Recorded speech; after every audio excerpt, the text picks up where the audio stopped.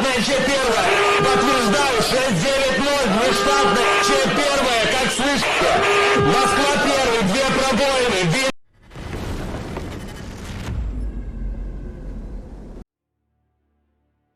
The Sinking of Moskva, Part 4, the Russian Black Sea Flagship. Moskva sank on April 14, 2022 after being hit by 2 Ukrainian missiles the day before, inflicting the Russian Navy's biggest loss in 80 years. This story looks at possible lessons learned from the sinking. The Part 1 is describing events leading up to the missile strikes. Part 2 describes how the crew tried to save the ship after 2 Ukrainian Neptune missiles struck it at 14:20 on 13 April. Part 3 covers the ship's final hours on the 14th of April and the immediate aftermath. Dmitry Shkrebets, the author of the account on which these threads are based, is understandably very angry with the long list of failings that led to the loss of Moskva and 28 of her crew. The casualties included his son Yegor, who was only a week from his 20th birthday. Among the failures that Shkrebets lists are: Moskva sailed unescorted into Ukrainian missile range with faulty radars and weapon systems and without combat preparations. The conscripts aboard her were sent illegally to a war zone outside of Russian territory. The Russian Navy appears to have ignored the threat of Ukrainian cruise missile attacks in its mission planning. Poorly maintained structures within the ship, such as ladders and gangways, disintegrated and blocked escape. Fire suppression systems and pumps did not work properly. Toxic smoke spread uncontrolled throughout the ship.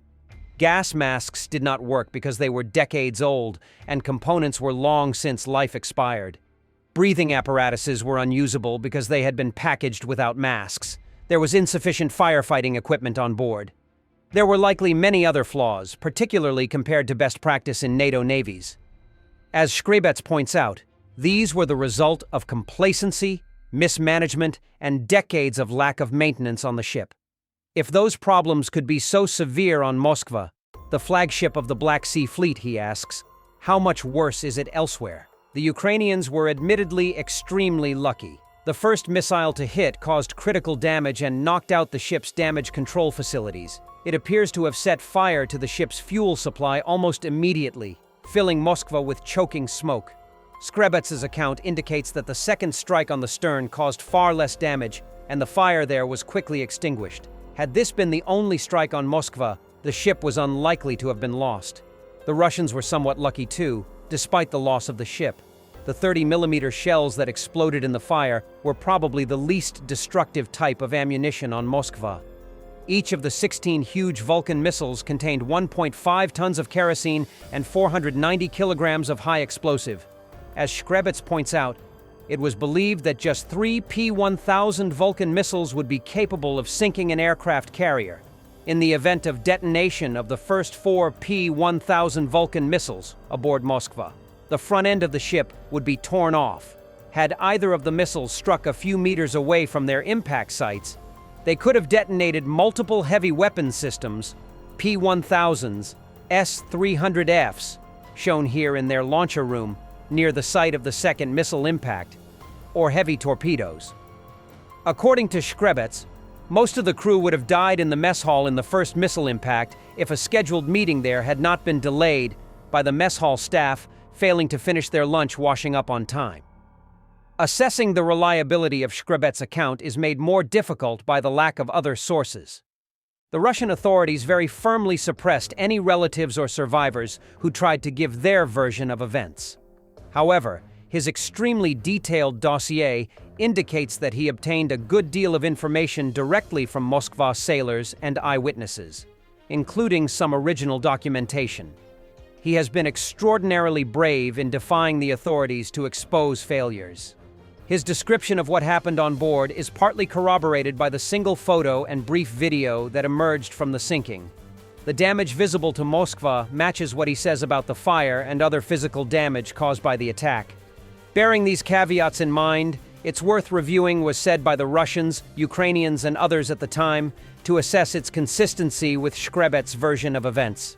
The first Ukrainian account, which appeared on Facebook at 2042, was mostly accurate.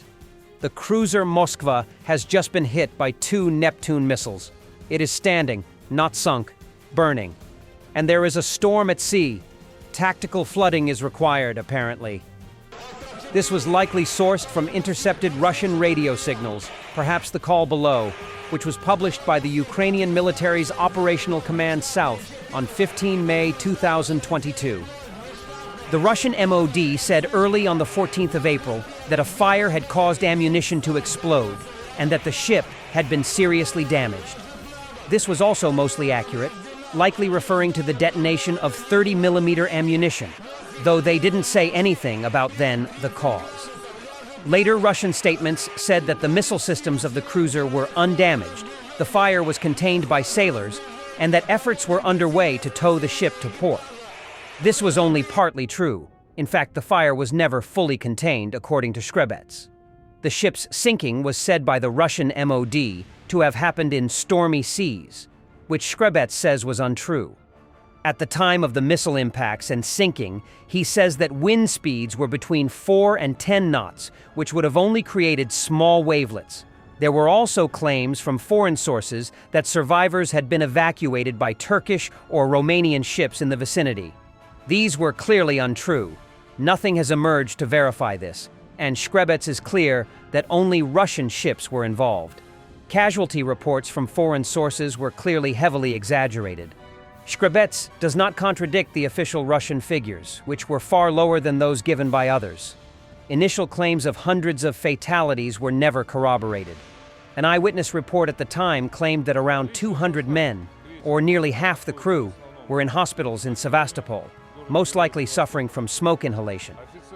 This is consistent with about only 100 to 140 men appearing in the 16th of April 2022 parade in Sevastopol. The remaining men missing from the parade were likely among the fatalities. Moskva's captain Anton Kuprin survived the attack, as did all of the senior officers. The most senior officer known to have died was a captain lieutenant, equivalent to a U.S. Navy lieutenant. The Moskva Memorial in Sevastopol records that the publicly disclosed fatalities were aged between 18 and 61 years old. 3/4 were under 24 years of age, which suggests that conscripts were disproportionately represented among the dead. The following lists all of the names recorded on the Moskva Memorial. 2 are recorded as having died in June 2022, presumably as a result of lingering injuries. Captain Lieutenant Vyacheslav Mikhailovich Geplok, Lieutenant Maxim Alexandrovich Naumkin. We will continue with Part 5. Thanks for watching, and don't forget to subscribe. Also, if you want to support Warthog Defense, please become our member and get early access to new videos, exclusive members-only videos, and become administrator in comment section. The membership link is in the description. Rescues every day. We had a guy last week at 6 rescues in 6 days. You know, he's doing the job every day.